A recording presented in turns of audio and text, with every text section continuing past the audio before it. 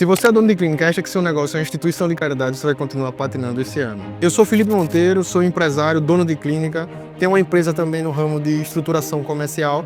Eu resolvi gravar esse vídeo para ajudar muitos empresários que a gente atende diariamente que passam por essa dificuldade no setor comercial. Eu só comecei a crescer quando eu entendi que clínica é negócio e negócio precisa faturar. Eu vou mostrar aqui nesse vídeo exatamente o que eu fiz para tirar minha clínica do zero e em 8 meses eu consegui um faturamento exponencial. O primeiro ponto foi uma mudança de cultura mesmo, de mentalidade, colocando na cabeça das pessoas que trabalham comigo que faturamento não é algo feio, que faturamento vai levar para essas pessoas um salário melhor, mais conforto para dentro de casa. Então assim, eu sempre deixei claro que quanto mais o meu negócio fosse faturar, mais ela conseguiria levar conforto para dentro de casa.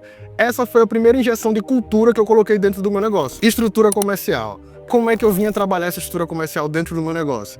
Eu passei a tratar todas as pessoas que estavam dentro da minha estrutura como especialistas. Ou seja, eu tirei esse formato tradicional de recepção de dentro do meu negócio, onde eu coloquei 2 tipos de especialistas. O primeiro especialista era o pré-vendedor e o segundo especialista era o vendedor, dando funções claras a essas pessoas. Qual era a função exata que tinha um pré-vendedor? A função exata do pré-vendedor era realizar atendimento, não deixar o cliente esperando, e a marcação de consulta, ou seja, quanto mais consultas essa pessoa viesse a realizar, maior seria a remuneração dela. Ou seja, eu pagava um salário base a ela, mais comissão em cima de consultas realizadas.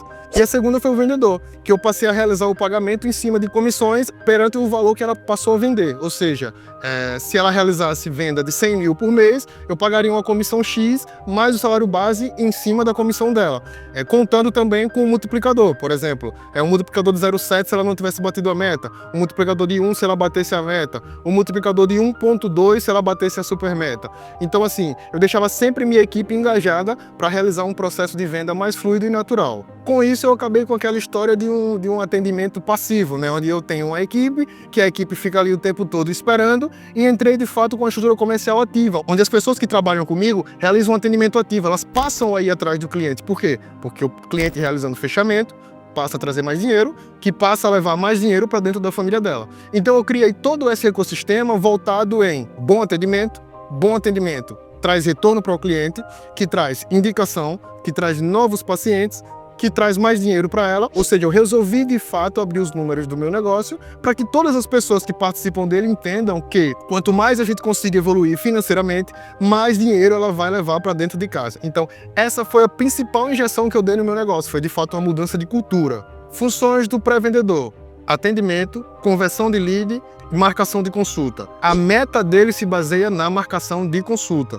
Esses são os 3 tópicos que assim eu deixei muito claro que o meu pré-vendedor era especialista nisso. Então todo o meu treinamento foi voltado para que ele fosse o melhor nisso. Vendedor, atendimento ao paciente em clínica, orçamento, ele fazia o processo de realização de orçamento e acompanhava o cliente até o processo de fechamento. A meta clara dele era o quê? Fechamento. Quanto mais orçamentos em aberto ele tivesse, maior seria o volume de vendas, porque aí eu passaria a calcular a taxa de orçamentos pela taxa de conversão.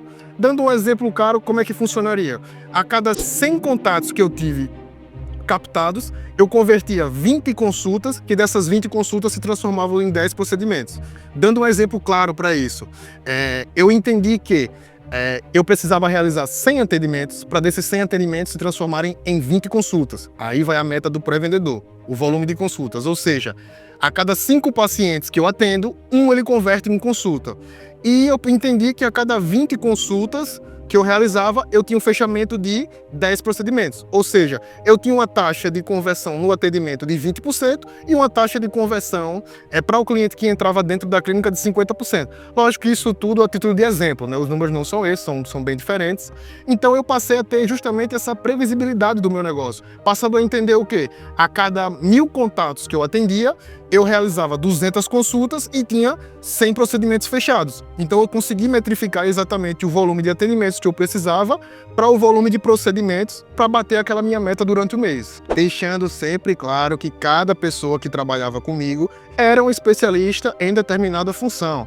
Ou seja, se eu precisasse cobrar uma pessoa pelo pouco volume de consultas, eu iria lá entender o que é que está acontecendo no setor de pré-venda. Poderia ser um problema no tráfego pago, por exemplo. O tráfego pago não estava trazendo o volume de leads ideal para o volume de fechamentos. Se eu tinha um volume muito grande de consultas e um volume baixo de fechamentos, eu ia lá no setor de vendas e entender o que estava acontecendo ali naquele processo de vendas que não estava fechando, não estava realizando fechamento. Então, eu comecei a transformar cada um no meu setor no especialista em si e passei a cobrar essas pessoas de formas distintas. Não começar a cobrar o setor todo, porque acaba que um fica delegando a culpa para o outro e ninguém consegue resolver nada. Então eu tinha metas claras para cada setor. Com isso, eu passei a ter metas claras e previsíveis dentro do meu negócio. Por quê? Eu terminava o mês de janeiro, por exemplo, com 500 mil de orçamentos em aberto e já esses orçamentos para realizar o trabalho no mês de fevereiro. Ou seja, eu já iniciava o mês de fevereiro com 500 mil para trabalhar. Eu não dava esse espaço para minha equipe ficar parada esperando somente um lead chegar, não. Enquanto não chegava um contato novo, ela estava trabalhando os contatos do mês passado para realizar fechamento. Tanto a equipe de pré-venda mandando mensagem para aqueles contatos que realizaram, que encaminharam mensagem e não fecharam, quanto a equipe de venda para aquelas pessoas que estavam com orçamentos em aberto e não compraram. Então, eu estava sempre realizando demandas de tarefa para essas pessoas. Claro, isso tudo através de um CRM muito bem estruturado. Eu organizava muito bem o CRM para minha equipe, deixando claro cada função de cada um. Isso facilitava todo o processo. Então, por exemplo, eu já entrava o mês de janeiro com a previsibilidade assim, eu tenho 500 mil de orçamento em aberto em janeiro. Eu iniciava o mês de fevereiro já sabendo que eu tenho 500 mil de faturamento em aberto do mês de janeiro. Então tudo isso facilitava o processo de gestão. Com o volume de orçamentos que eu gerava no mês passado, eu começava a ter aquele cálculo da taxa de conversão. Então eu já entendia, esses 500 mil de orçamento que ficaram do mês passado, eu vou ter uma taxa de conversão ali de 20%. É uma taxa um pouco menor porque o cliente já perde aquele ímpeto. Então tudo isso eu já começava a entrar o mês seguinte com 20% do faturamento que eu precisava alcançar. Então eu tinha sempre como meta o quê? Gerar o maior número possível de orçamento, causando assim uma visão real do faturamento do mês seguinte. Eu já entrava no mês seguinte sabendo mais ou menos quanto, na pior das hipóteses, eu iria faturar. E geralmente essa pior das hipóteses era basicamente o custo de operação da minha clínica. Porque eu fazia o quê? Por exemplo, eu faço o quê? No mês de fevereiro, eu venho com os leads de outubro, novembro e dezembro, convidando essas pessoas para realizarem um tratamento, sei lá, antes do carnaval. Um tratamento que a gente está dando uma oportunidade dela realizar aquele orçamento do ano passado com os mesmos valores. Eu sempre criava algo novo para justamente estar sempre reaproveitando esse orçamento que ficou em aberto. Qual era a minha visão quanto a isso? Eu sempre pensei o seguinte, a pessoa que já veio aqui, passou pelo atendimento, realizou a consulta, recebeu o orçamento, ela é uma pessoa muito mais qualificada do que a pessoa que nunca entrou na minha clínica, ou do que a pessoa que mandou uma mensagem e não fechou. Que mandou uma mensagem e não veio realizar uma consulta. Eu sempre tratei os orçamentos como uma prioridade. Eles só não tinham uma prioridade maior do que o cliente que já comprou. O cliente que já comprou dava uma prioridade como realizando um pós-venda bem feito, né? Fazendo de tudo para que esse cliente indicasse a gente para outras pessoas. Mas isso aí é um tema para outro vídeo. E claro, o motor da operação que eu utilizo é o tráfego pago, porque eu entendo ainda, mesmo esse ano aí com imposto, que ainda é a mídia mais barata que existe para a gente comprar. Então eu fazia o quê? Eu fazia uma estruturação muito bem feita de site, fazia uma estruturação muito bem feita de Google Meu Negócio, pedindo sempre que meus clientes pudessem avaliar, colocava esse cliente para dentro, o cliente mais qualificado possível. Após realizar esse processo de qualificação do cliente, eu jogava esse cliente no meu setor comercial e realizava esse trabalho. Então, assim, tudo isso vem através de um trabalho de marketing bem feito, porque esse trabalho de marketing bem feito, principalmente ancorado no Google, ele é o motor de toda a operação.